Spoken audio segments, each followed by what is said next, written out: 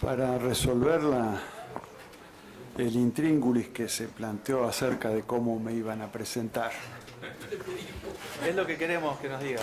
¿Cómo salimos? En atención al tema y a la historia, voy a decir concretamente que para esta cuestión prefiero ser presentado como fundador del Frente Nacional contra la Pobreza en 1998.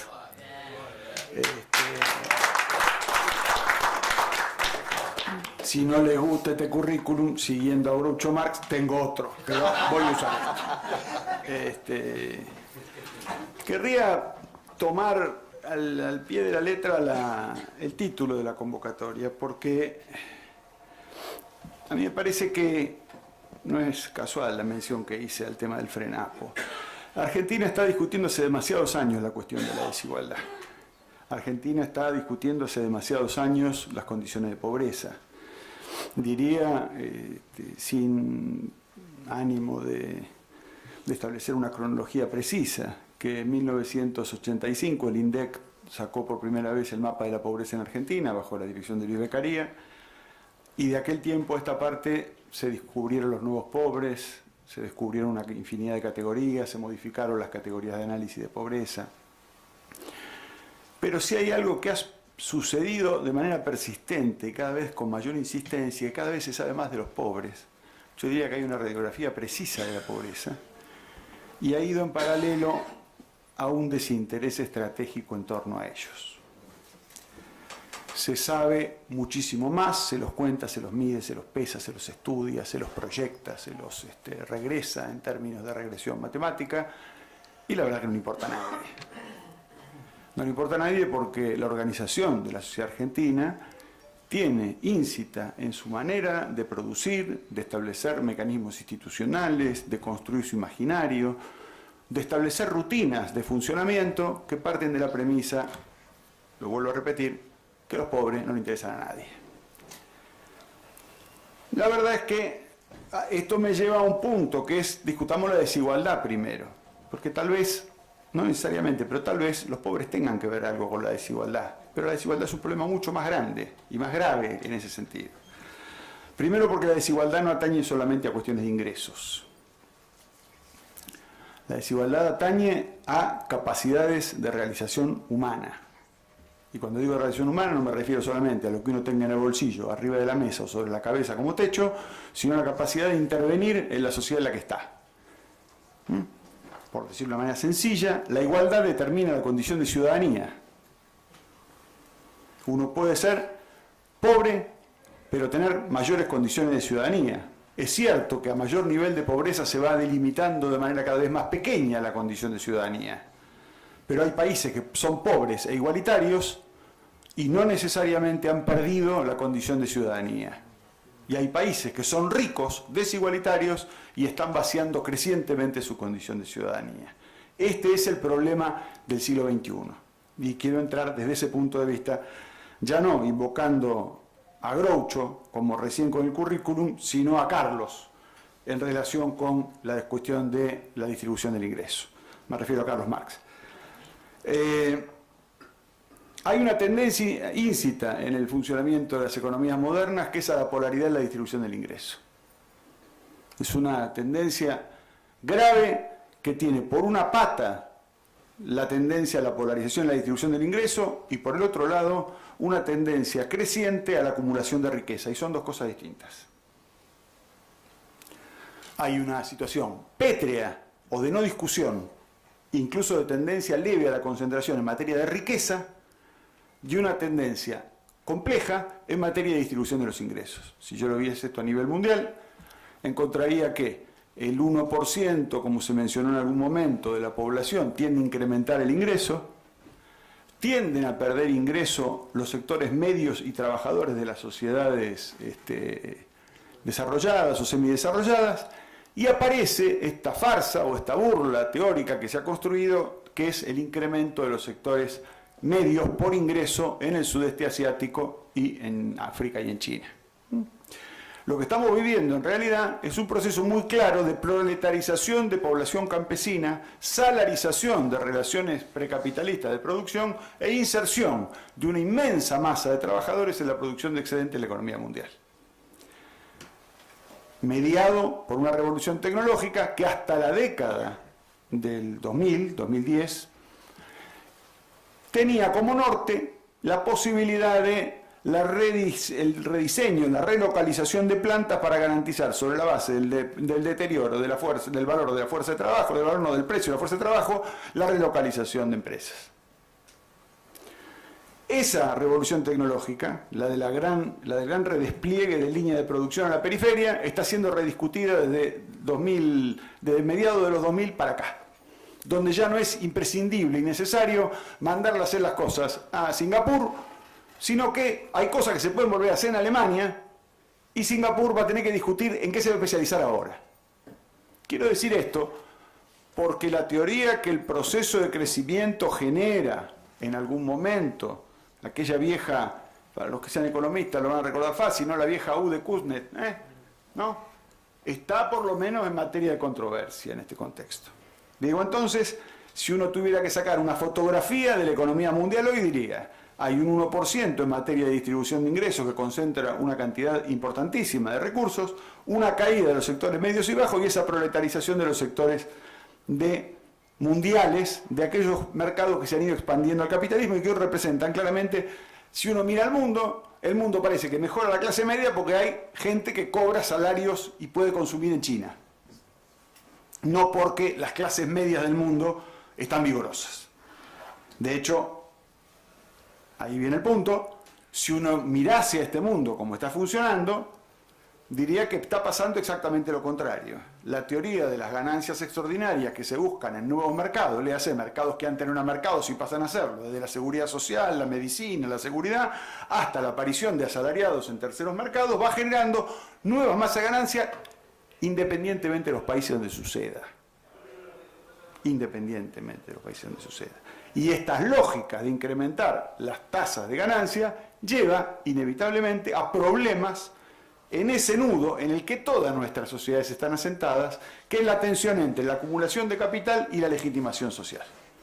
Todos los sistemas sociales, en el marco del capitalismo, se rigen por esta tensión permanente entre la manera de producir riqueza, generar excedente, hacer circular ese excedente, realizarlo y construir instituciones que permitan vivir en común y que los sectores que proveen que son titulares de ese proceso productivo, estén integrados en algún tipo de cuestión que no sea una relación de inmediata coacción, digamos. No es un campo de concentración el capitalismo a nivel mundial, sino que es un sistema contractual. Entonces, la lógica de este funcionamiento hace que esta tensión entre acumulación y legitimación sea inestable.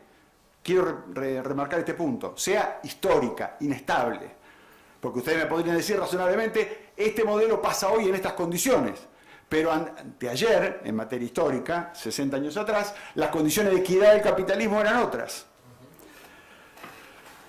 Mi punto en este contexto, relacionado con eso, es que uno de los problemas más serios que tiene nuestra sociedad hoy es que el capitalismo no le tiene cagazo a nada. La lógica del capitalismo, siendo reformista, era cuando existía el peligro de la revolución. Por decirlo de una manera sencilla, para los que nos formamos en la década del 70, en el 70 había una gran discusión que era si la lógica era reforma o revolución. Bueno, el capitalismo nos explicó que no es ni reforma, ni revolución, sino explotación. Y ese es el contexto en el cual se está produciendo el desarrollo de la economía mundial hoy. Un capitalismo sin miedo no es reformista. Un capitalismo sin coaliciones sociales fuertes que lo disciplinen y lo limiten no es reformista ni adhiere a condiciones de crecimiento y de igualdad. Voy a decir esto porque, del mismo modo que se planteaba recién que existen documentos y apelaciones a la igualdad, al sostén del medio ambiente, a las condiciones de género y una cantidad de cuestiones que ponderan condiciones de equidad y de preocupación social del capital por temas lacerantes, esto tiene que ver, y me parece que hay que entenderlo, como lógica de un proceso de legitimación de un proceso que tiene su eje en otro lugar. ¿Sí? Voy a decir un dato que lo pueden consultar rápidamente en internet, cuando el fondo presentó el documento mediante el cual se firma el Memorándum de Entendimiento de la Argentina, el PowerPoint que el fondo suministra tiene como último renglón, uno de los objetivos de este programa es el empoderamiento de la mujer en el sistema. Digo, no falta nada. Uno lo mira y dice, pero estamos de acuerdo, ¿dónde hay que firmar? La realidad es que este proceso de legitimación de políticas que van por otro lugar absolutamente distinto están expresando una cosa mucho más grave, que es que en la lógica del choque entre acumulación y legitimación, los procesos de legitimación se están agotando notablemente. Es decir, las sociedades están discutiendo su piso civilizatorio, las maneras en que articulan su relación en los procesos productivos hacia la baja y no hacia la alta. Es decir, si la lógica de la izquierda, el progresismo, lo que ustedes quieran poner, la socialdemocracia, era el progreso de las sociedades hacia mayores condiciones de equidad, el tiempo de hoy es la rediscusión de esas viejas condiciones de equidad a la baja, no al alza. Y cuando me refiero a esto, me refiero incluso a condiciones de intercambio de naturaleza política en las sociedades. El reverbero del nacionalismo, el reverbero del racismo, el reverbero de condiciones violentas son, en alguna medida, la impugnación que sectores subordinados de las mismas sociedades centrales tienen para con un sistema que los deja fuera inapelablemente. Y no es el estado del subdesarrollo el que lo deja fuera. Es el estado, en muchos casos, del bienestar, que ya pasó de ser el estado de bienestar al estado de malestar, al estado de necesidad, y hoy es un estado de desesperación que se convierte en muchos casos en estado de excepción, porque criminaliza el comportamiento de sectores, como el caso de la inmigración. Entonces, me parece que hay que poner en claro, como primera cuestión, este debate en términos que no estamos ante una anomalía histórica, esto no es un accidente, la desigualdad no surgió porque alguien no cerró la llave de paso, sino que está íncita en la manera de la construcción de la riqueza. Vamos ahora al punto del caso argentino. Una pequeña petición de principio. Cuando yo hablo de desigualdad no me refiero desde ya a la cuestión solamente de la distribución del ingreso. El problema en la Argentina, y lo voy a explicar ahora con algún grado de detalle, es la coexistencia de una lucha permanente en torno a la distribución del ingreso en el marco de una inexistente, diría yo, formulación o planteo de lucha por distribución de la riqueza. Argentina discute, en muchos casos, de manera virulenta, la distribución del ingreso y mantiene un silencio ominoso a lo largo de décadas en torno a la discusión de la distribución de la riqueza. Me voy a ceñir algunos números que algunos los probé para darle el gusto a los platenses. Un economista de La Plata, que es Alvaredo, ¿no? De hace muchos años, al menos era, que tiene que ver con la constitución de coeficiente Gini en materia de distribución de ingresos, en materia de distribución de activos y en materia de distribución de la tierra. Es decir, las tres cosas. Para decir de una manera sencilla y estilizada, si uno mira a Argentina en los últimos 20 años, con las subas y las bajas que planteaba Leopoldo con tanta claridad en su planteo, podemos decir que en distribución del ingreso andamos rondando el 40, ¿verdad? El Gini en torno al 40. Pero cuando pasamos al Gini en activos, neteados de deuda, el Gini pasa a 0,74.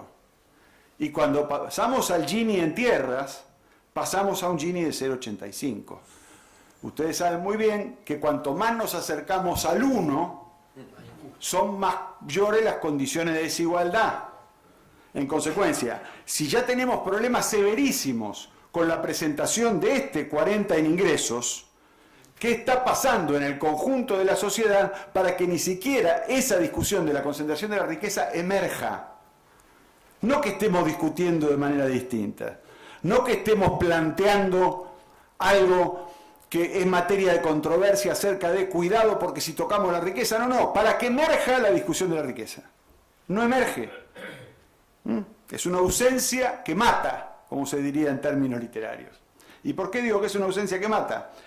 Porque cuando nosotros vamos a algunos de los números que se plantearon aquí, este tema del 1% más rico de la Argentina, remito nuevamente a los cálculos de Alvaredo, el 1% más rico de la Argentina concentra el 16% del ingreso. Hay pocos países en el mundo que el 1 concentre tanto del ingreso. Diría que no más de 5. La Argentina debe ser el sexto. Pero lo que es llamativo también en esa cuerda, estamos hablando de la República Argentina, no de la familia esta que no se llama del supermercado, Walton. No estamos hablando de eso, señores, estamos hablando de la República Argentina. Y estamos hablando de que el 1 por 1000 de la Argentina, el 1 por 1000 más rico, concentra el 7% del ingreso. Quiere decir que aquí tenemos un problema severísimo de polarización de la distribución del ingreso. Severísimo. Porque si ustedes comparan, en realidad el 40% más pobre de la Argentina, 40% más pobre de la Argentina, tiene menos ingreso que el 1% más rico. La tensión que en cualquier imaginario político nuestro, si nos llevasen a un aeropuerto a hacer una declaración sobre esto, a cualquiera, le invito a que levante la mano, lo bajan en el aeropuerto de un país, como nos ha pasado alguna vez, y nos dicen, ¿qué opina de la situación de...? Ustedes dirían inmediatamente, es insostenible. Repugna cualquier condición. Bueno, señor, el sistema político está conviviendo en la Argentina con esto hace más de décadas, y nadie hace nada. Entonces, algo nos repugna o algo está funcionando mal en el procesamiento entre la realidad de una cuestión lacerante que demuestra no que está concentrado en el 1% o el 1 por 1000, sino que ese 1% y 1 por 1000 pesa y mucho a la hora de una cantidad de tomas de decisiones que son estratégicas para la vida de cada mujer y hombre de este país y para el propio sistema institucional y para el propio plexo de derechos que nos agrupa. No es un tema menor el que esto no se discuta, no es un tema menor que esto no aparezca. Pero quiero avanzar un poquito más en esto, para que darle incluso un sentido que se entienda.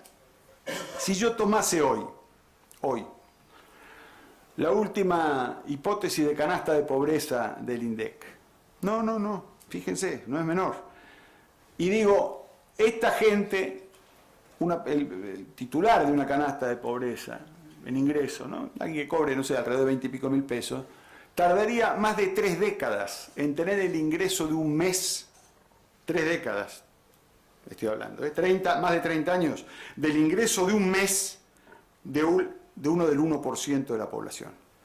Pero el 1% de la población tiene canasta básica por 2 horas y media de su tiempo. Estamos hablando de esfuerzo humano, ¿eh? Estamos hablando de esfuerzo humano. Estamos hablando de tiempo. Estamos hablando de energía, de expectativas, de relación y de sociabilidad de sujetos en esta sociedad. Para entender de qué estamos hablando cuando hablamos de distribución del ingreso. La distribución del ingreso no es un sobre todo, es un cómo vivo. Y en ese cómo vivo está claro que hay un señor y o señora que gasta en 2 horas y media lo que a otro señor le cuesta nada más, nada menos que un mes. Esto es Argentina. Quiero plantear entonces algunas cuestiones que tienen que ver con esto, porque a mí me resultaron muy sugerentes los planteos de Leopoldo en términos de la secuencia de la evolución en la distribución del ingreso. Y ahora sí me voy a concentrar en el tema de distribución del ingreso, no en términos de los números, pero sí en algún tipo de formulación analítica. Si yo miro esos mismos datos, y ponderando el hecho de que lo hayan construido, la interpretación, no voy a hacer exégeta de lo que ellos hacen. Voy a usar algunos de los datos, porque lo otro sería algo que está muy de moda en Argentina, que es decir al otro lo que el otro no dijo. Así que voy a hacerme cargo de lo que digo nada más. Lo que pasa en Argentina en los momentos de expansión es que se discute el ingreso entre los 2 tercios de arriba y cae un poquito en el tercio de abajo. En los momentos de expansión crece el empleo, en algunos casos precario, en condiciones informales, hay mejores condiciones laborales, hay mejor salario y por un proceso de lógica de legitimación hay un sostén adicional a los sectores que están sumergidos. Sectores que, por decir de una manera sencilla, y como lo enseñó una vez un economista británico hace muchos años, que se llamó John Robinson, hay algunos que ni siquiera pueden esperar para ser explotados, ¿no? Ese tercio son los que no pueden explotar ni siquiera no pueden esperar ni siquiera para ser explotados. Harían cola para ser explotados.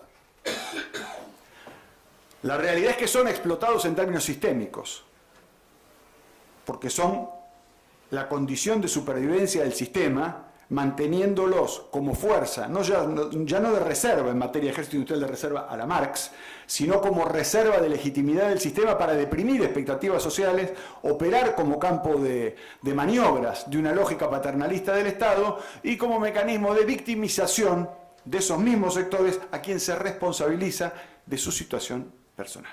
Quiero ser preciso en esto.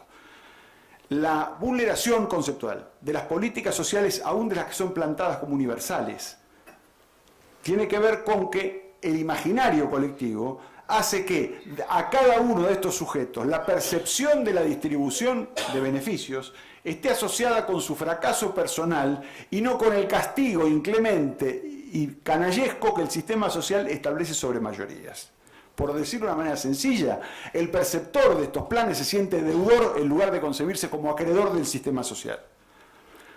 Se ve como causa y no como consecuencia de la manera en que está organizada la sociedad. Y el problema central por el cual tenemos este nivel de pobreza, además de que obviamente está la distribución del ingreso, que ahora me voy a ocupar, en materia conceptual, ¿por qué tenemos este nivel de pobreza? Es porque nosotros no nos sentimos deudores de los pobres, sino porque creemos que los deudores son los pobres. Si la sociedad en su conjunto empezase a discutir las maneras por las cuales aparece la pobreza, se sostiene la pobreza, se sostiene a la gente en esa condición de baja supervivencia, de mal vivir, la discusión de la pobreza sería otra. Quiero ir entonces ahora a la cuestión de qué pasa en las recesiones. En las recesiones sucede lo que bien planteaba Leopoldo. Empeora la distribución del ingreso, empeora en muchos casos todavía menos para los pobres indigentes, porque con estos sistemas de legitimación hay que evitar estallidos, entonces caen todo el resto, pero no tanto caen ellos, pero se perforan los techos y los pisos.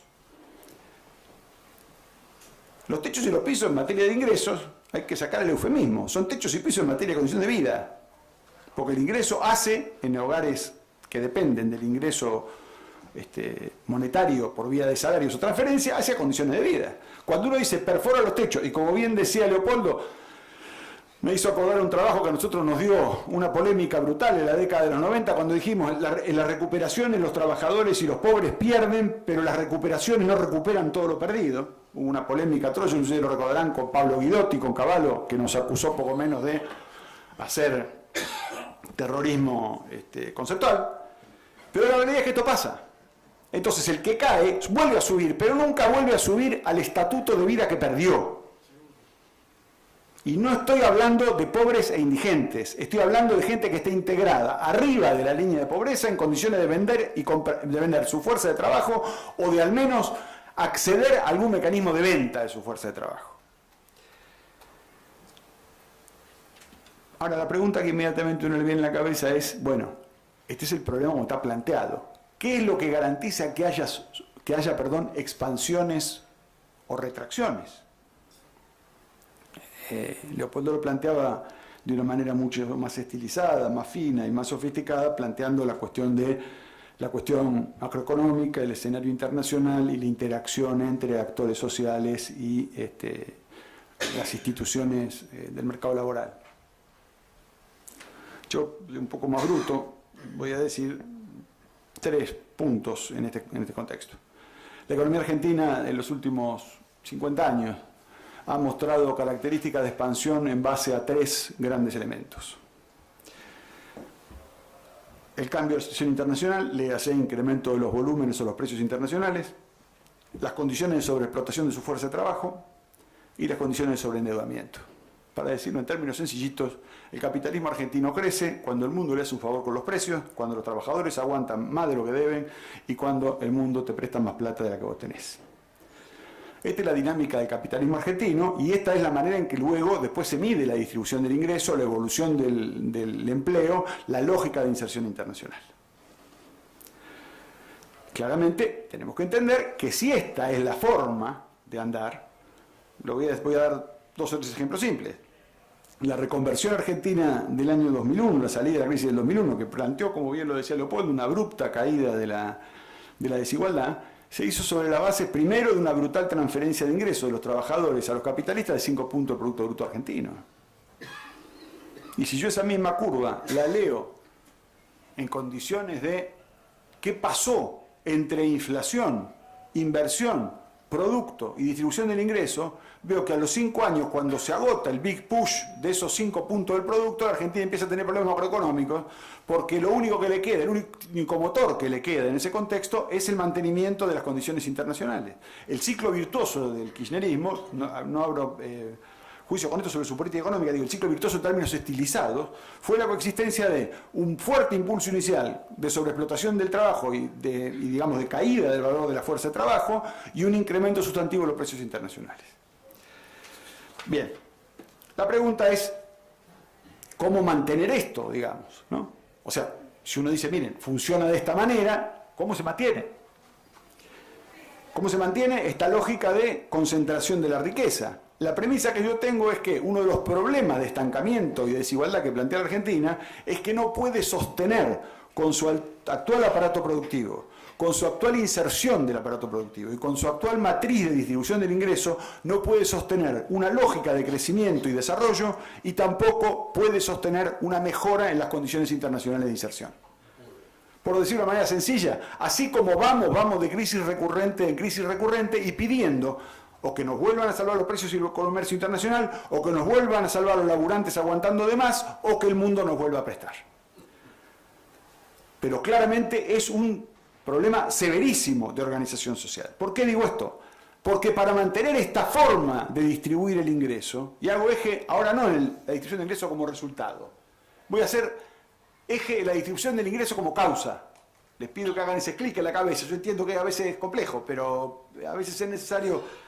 Decía un filósofo francés que escribió un libro que se llama excelente, se llama El maestro ignorante, que hay que desaprender a veces, ¿verdad? Entonces vamos a ver si desaprendemos esto. Vamos a poner la distribución del ingreso fija y vamos a mirar qué pasa para mantenerla fija. Si yo fuese entonces no el trabajador que tiene que mejorar el salario, sino el capitalista que no quiere perder su tasa y su masa de ganancia y que no quiere perder su empresa, y el que tiene activos financieros que no quiere que se los puncionen y así suma y sigue, ¿qué pasa en la economía para que eso se mantenga?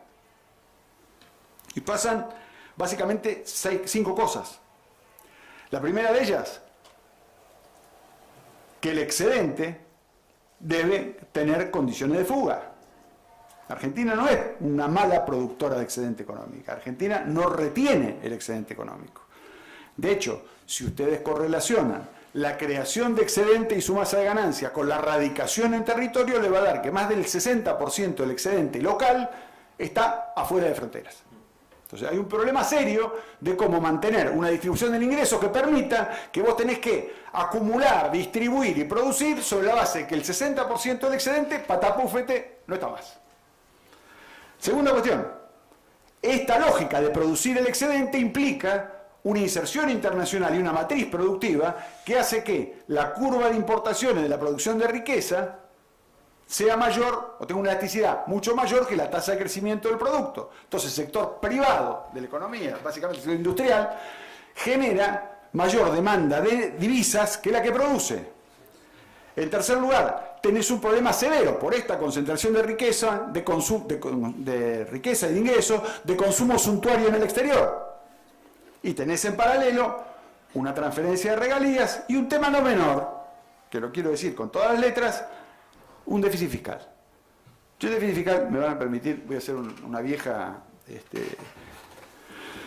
aclaración que me enseñó mi maestro de macroeconomía, que se llamó Juan Zurruil, que decía, cuando uno lee identidades contables, lo primero que tiene que hacer es leerla de los dos lados, porque si no tiene un problema. Porque, claro, si una identidad tiene un signo igual, no implica causalidad, ¿no? Hay que leerla de los dos lados. La causalidad se indica con 2 barras y una flecha. Acá una identidad no genera eso. Digo esto para que veamos también con esto de desaprender que la lógica del déficit fiscal es, por definición, idéntica al superávit del sector privado. Cuando el sector privado de la Argentina, de tantos otros lugares, protesta contra el déficit fiscal, lo primero que tiene que decir es, muchacho, ¿qué te estás llevando que no estás poniendo? En el caso de la Argentina, en particular, por razones que no voy a plantear hoy, hay claramente una definición de los sectores dominantes de la Argentina de establecer una lógica de rebelión fiscal asentada por políticas públicas.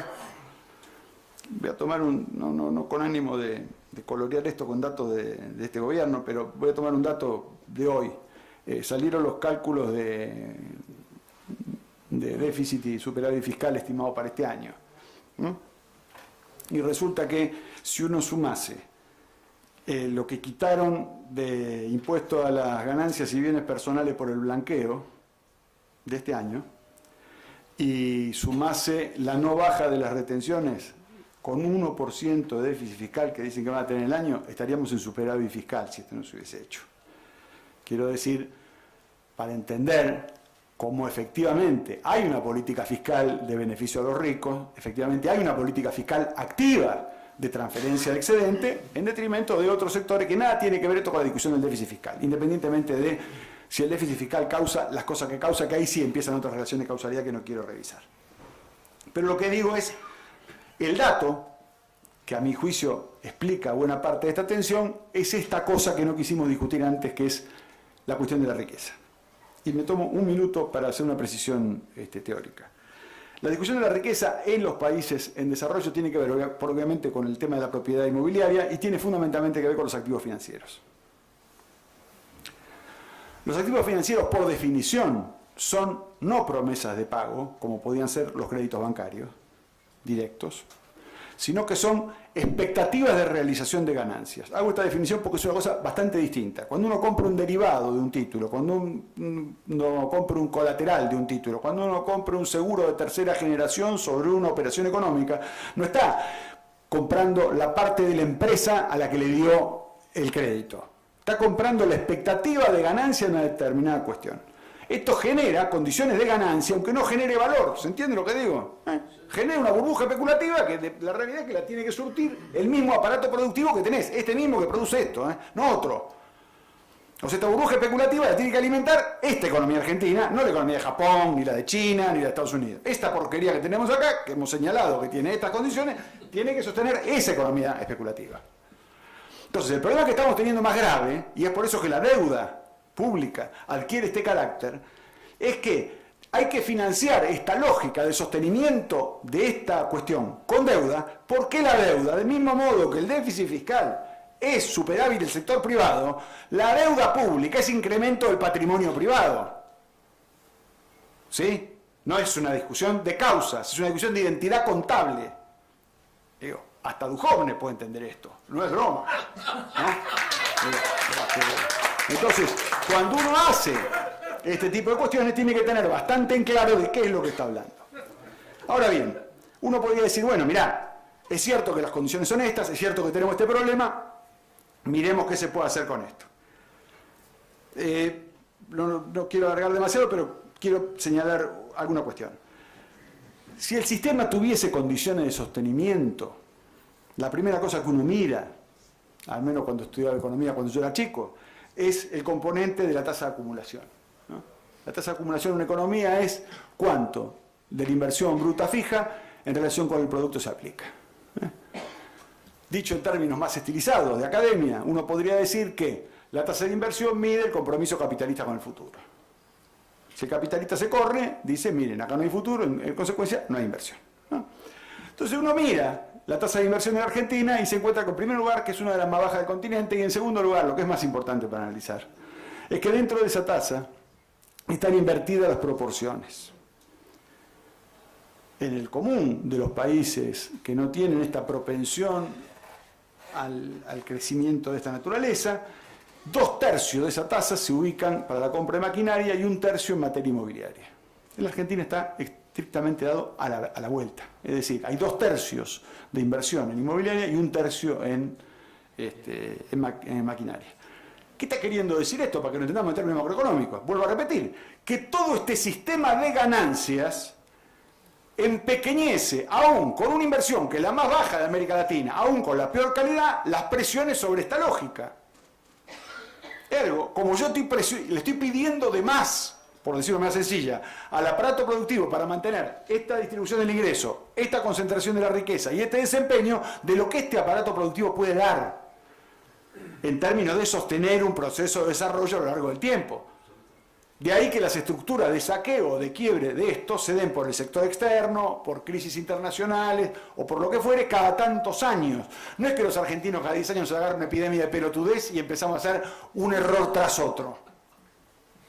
Es un problema serio de conformación de la estructura productiva y su relación con la distribución del ingreso y la concentración de la riqueza. Porque entonces ahí viene el segundo punto que quería señalar. Supongamos que está mal el tema de la inversión, pero es lo que hay. Entonces me tomé el trabajo, hace algún tiempo, de hacer un cálculo adicional de esto. Que es, bueno, esto mide la cantidad de recursos que la economía destina para la inversión. No necesariamente mide el esfuerzo, porque yo estoy midiendo un resultado al medir la inversión. El resultado de cuánto del ingreso pongo en materia de las ganancias anteriores. Pero hice un cálculo adicional, que es la relación que existe entre lo que invierto y la masa de ganancias de la economía. Entre las ganancias netas, sin deuda,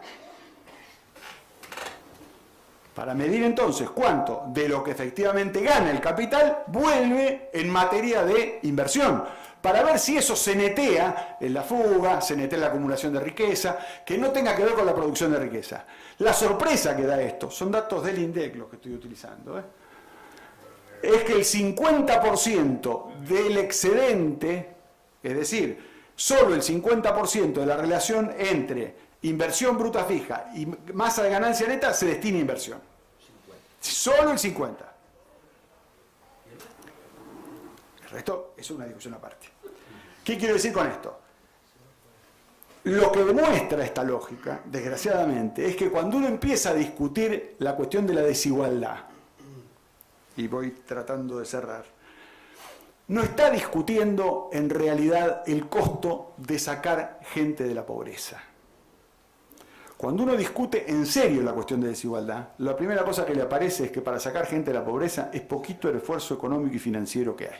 Con 5 puntos del Producto Bruto Interno de la Argentina sostenidos en el tiempo, en Argentina la pobreza tiende a decrecer abruptamente.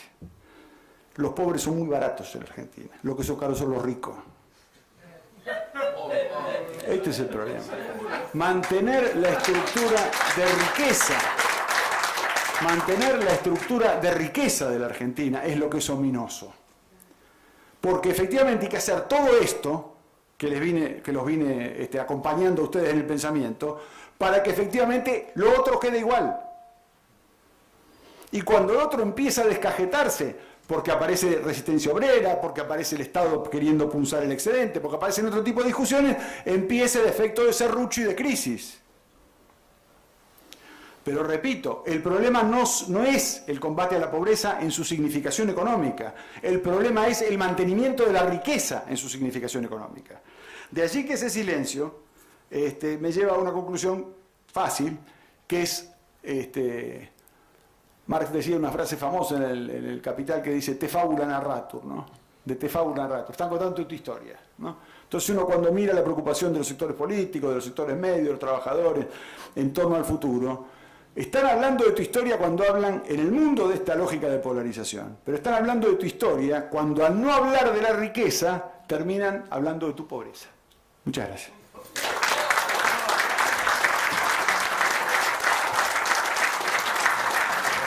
Bueno,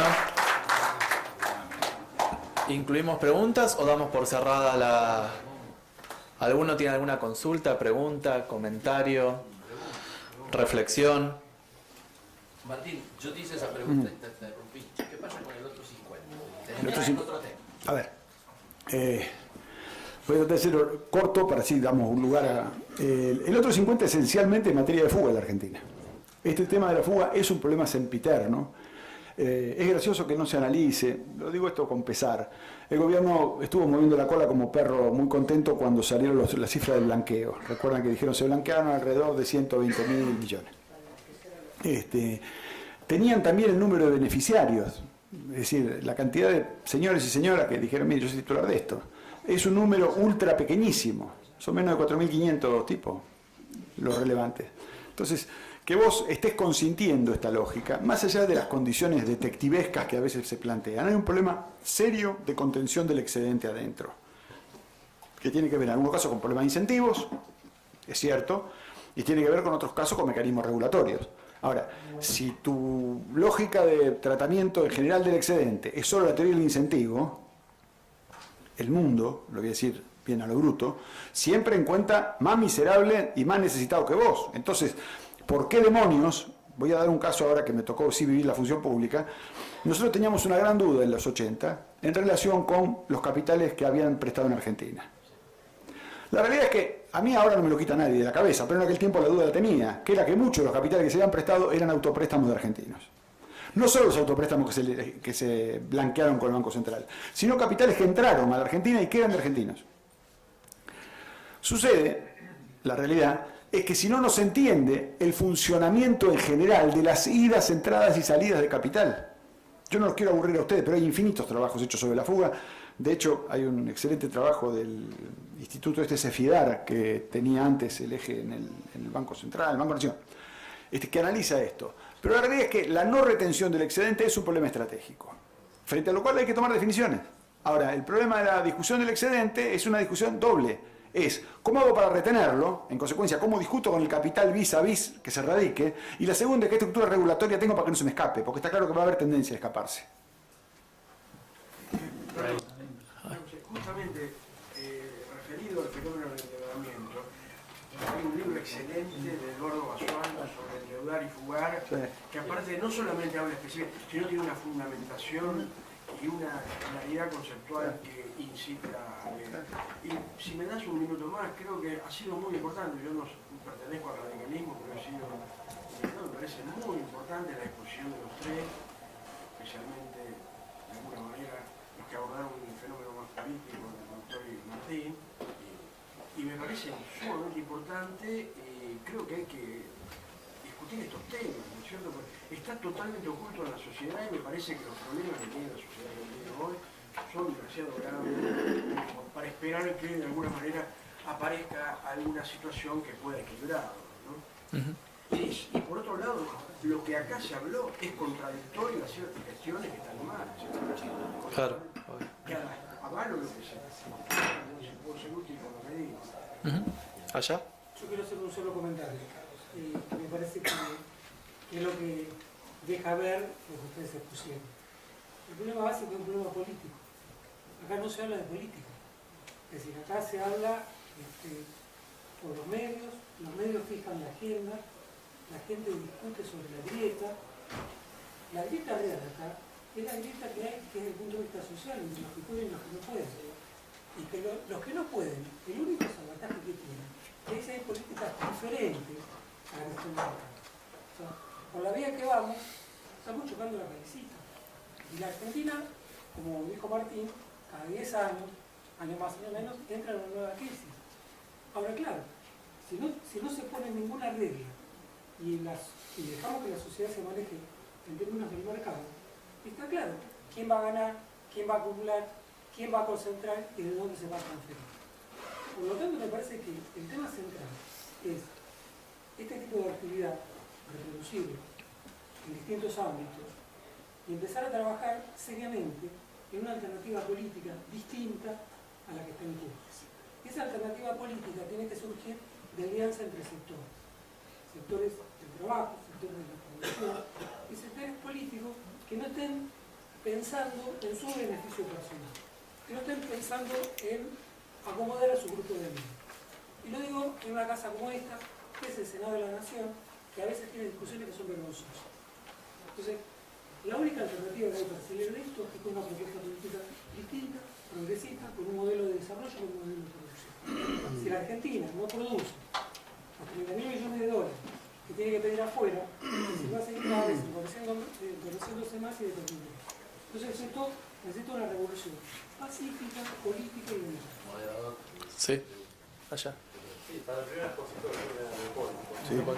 Sí, en términos de desigualdad, digamos, tener la economía argentina del 2011, en términos de PIB per cápita, digamos, estancada, digamos, la hace más desigual, digamos, estar estancada tantos años, digamos, bueno, este año va a ser probablemente una recesión. Después lo segundo es, bueno, el número, bueno, como mostraste el coeficiente de Gini, respecto al año 74, no sé si el primer año que se hizo, bueno, eso si lo tomamos en términos comparativos puede ser que estábamos muy cerca de los países nórdicos en esos años, quería consultar. Después, al segundo opositor, quería consultar respecto, bueno, hablaste del tema de la pobreza infantil, que aproximadamente es un 50%, ¿no?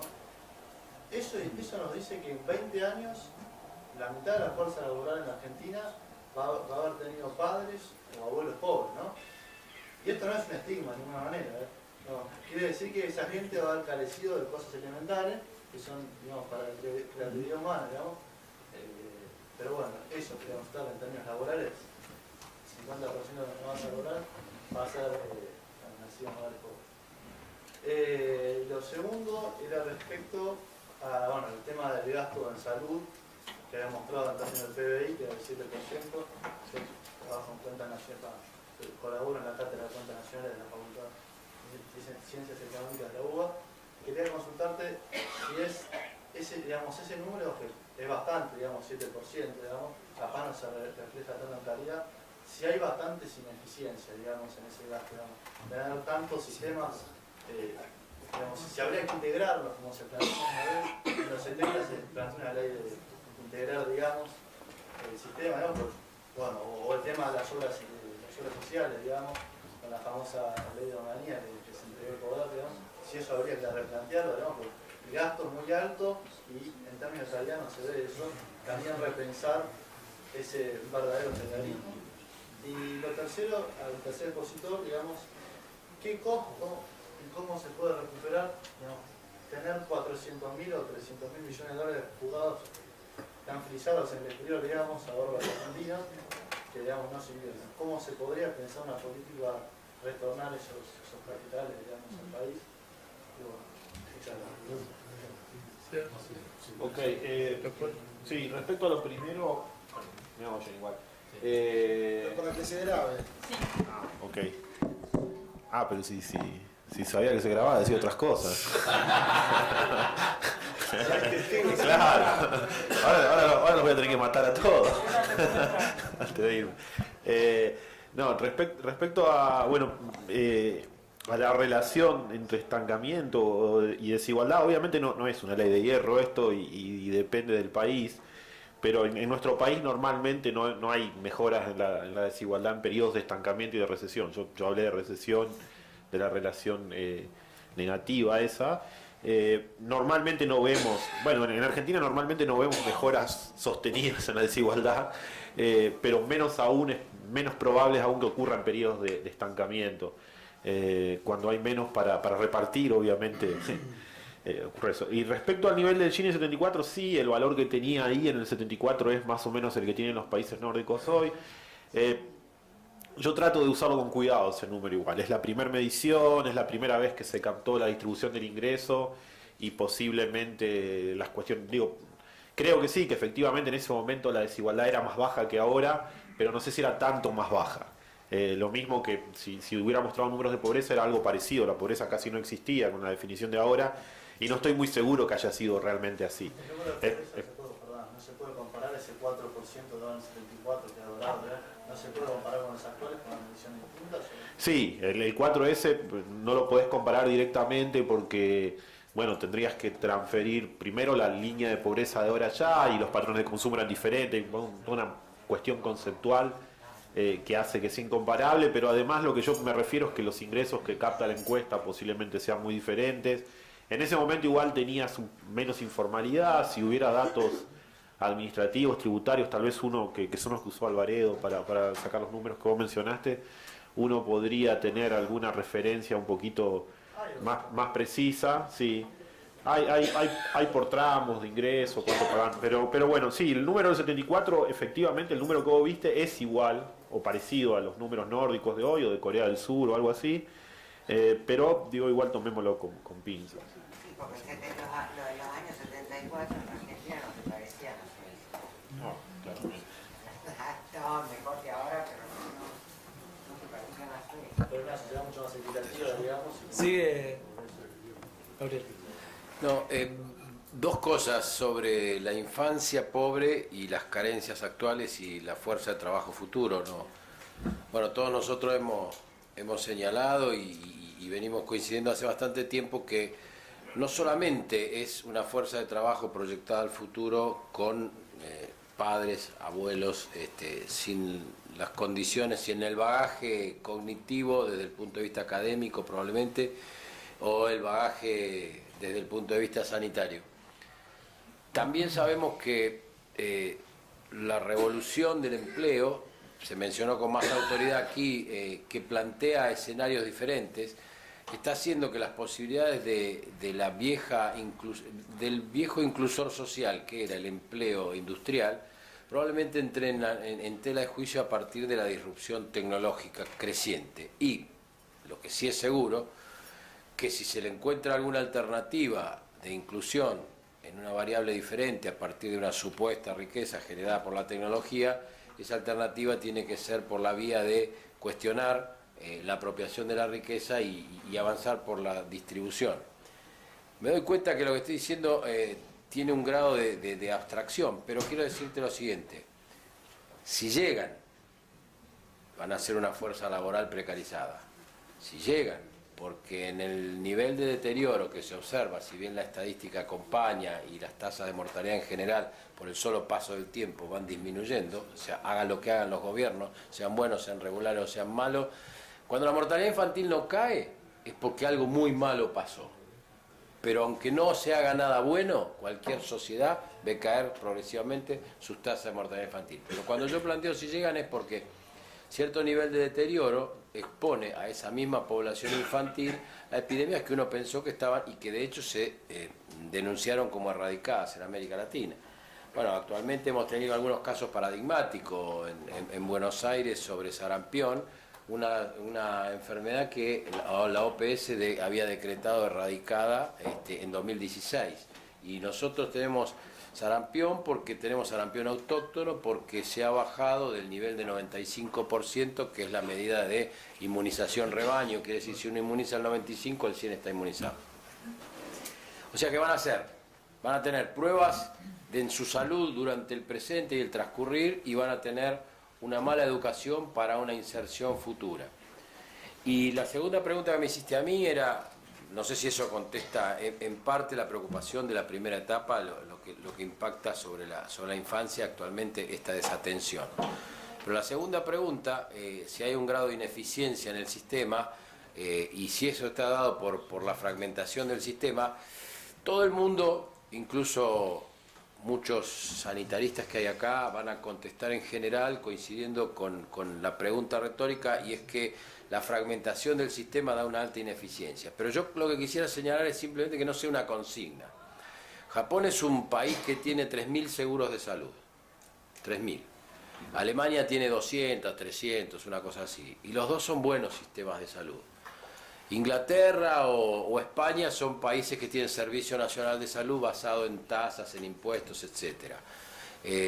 Hay seguridad social en Grecia y no anda bien, y hay seguridad social en Alemania y anda bien. Entonces, sin consigna, yo podría decir que sin duda el sistema está plagado de ineficiencias. Lo que sí estamos planteando nosotros es que aún así las palancas que tiene el funcionariado público a partir de decisiones de menor o de mayor escala son perfectamente posibles de ocasionar resultados en el corto y mediano plazo mucho más positivos que los que hay ahora.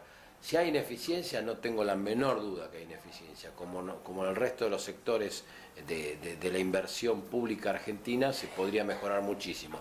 Si la ineficiencia está dada o no por la existencia de obras sociales y la diferencia, a mí me parece que está dada la ineficiencia por la falta de una rectoría y una política pública, para lo cual, para tener capacidad de rectoría, lo que hay que hacer es meter la mano en el bolsillo e invertir, porque si decimos que todo el sector público de la Argentina tiene 80% financiado por cada una de sus provincias, 10% financiado por la nación y 10% financiado por los municipios, es bastante poco probable que los que gestionan los hospitales, los centros de salud, que son las provincias y los municipios, vayan a seguir adhiriendo a una política nacional si no hay una contraprestación en inversión pública que convoque de alguna manera algunos resultados sobre los cuales me voy a comprometer. Es decir, transferencia por resultado.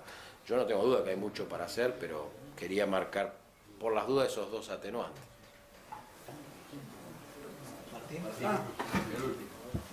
Brevísimo para no abusar. La verdad es que los mecanismos de recuperación de fondos fugados son materia de cooperación internacional y de largo plazo. Diciéndolo en términos sencillos, la preocupación de la Argentina es cómo construye soberanía fiscal, soberanía monetaria y redespliegue productivo sin apelar a ahorro externo. Sea ese ahorro externo en términos de ahorro de terceros en el exterior o de residentes radicados del excedente afuera. Esa discusión de estas tres cosas que tienen por consecuencia, o debe tener por eje, el crecimiento de la igualdad, no como consecuencia, que debe tener por eje el crecimiento de la igualdad, son materia de definiciones políticas que sí atañen a la lógica del excedente, pero no del excedente fugado, sino del excedente que se crea. Repito, Argentina es una economía que crea suficiente excedente para generar un proceso sostenido de ahorro e inversión, lo que no genera un excedente suficiente para garantizar la actual distribución del ingreso y menos aún la actual distribución de la riqueza. Bueno, muchas gracias. Cerramos esta mesa, un break y volvemos a la mesa siguiente. Gracias. Bueno, muchas gracias a todos.